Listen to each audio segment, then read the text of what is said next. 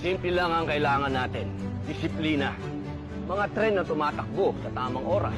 Mga kalyeng tama ang pagkakagawa, imbis na binabaha. Mga kalsadang walang traffic.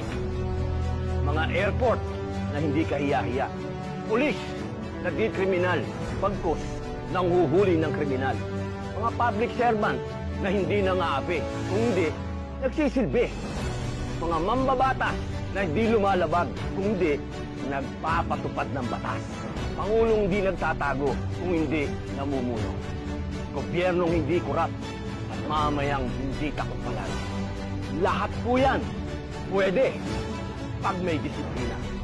Aanhin natin ang tuwid na daan kung tinutuntun lamang ng iilan. Tigilan na ang kalokohan. Ang walang disiplina, disiplina. Disiplina Duterte.